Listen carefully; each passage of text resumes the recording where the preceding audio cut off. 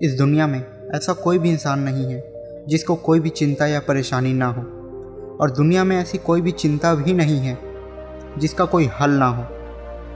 आपने पुरानी कहावतें तो सुनी ही होगी कि चिंता चिता के समान होती है, क्योंकि चिता मुर्दों को जलाती है और चिंता जीवित इंसान को। ज़्यादा चिंता करके व्यक्ति अपना समय ही बर्बाद करता है और दुखी भी रहता है। अगर चिंता करने से कोई परेशानी हल होती है तो चिंता ज़रूर करनी चाहिए, लेकिन यकीन मानिए ऐसा कुछ भी नहीं होता। प्राचीन समय की बात है, एक बहुत ही धनवान व्यक्ति था। उसके पास बहुत ही ज़्यादा धन संपत्ति थी। उसकी हवेली में सैकड़ों नौकर चाकर थे और वह बहुत ही खुशहाल जीवन जी रहा था। उस व्यक्ति का कारोबार भी बहुत ही अच्छा चल रहा था, जिसकी वजह से वह शहर में सबसे ज़्यादा धनवान व्यक्ति माना जाता था।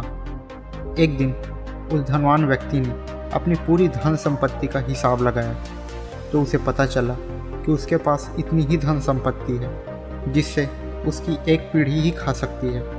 उसके दिमाग में यह आया कि मेरे बच्चों के बच्चों का क्या होगा।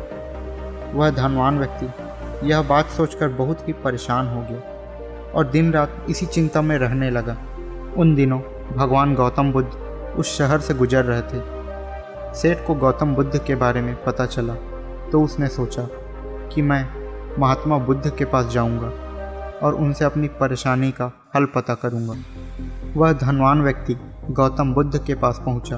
उसने कहा, भगवान, मेरे पास इतना धन होना चाहिए कि मेरे आने वाली 7 पीढ़ियों तक को कुछ भी करने की ज़रूरत ना पड़े और यह धन कभी भी खत्म ना हो।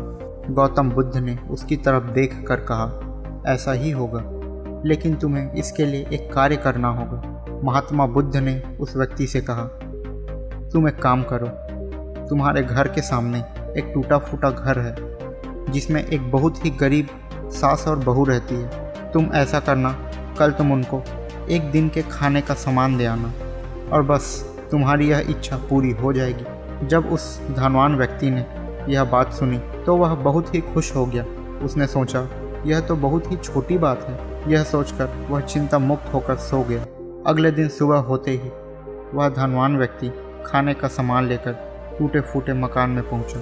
धनवान व्यक्ति ने वहां जाकर देखा, एक बूढ़ी औरत ध्यान कर रही है और उसकी बहू घर की सफाई कर रही है। धनवान व्यक्ति ने बड़े ही अभिमान से उसकी बहू से कहा, यह लीजिए, मैं आपके खाने का सामान लाया हूँ। बहू ने उस धनवान व्यक्ति की ओर देखा और कहा कि नहीं सेठ जी, हमें इसकी ज़रूरत नहीं है, हम लोगों के पास आज के लिए पर्याप्त भोजन है।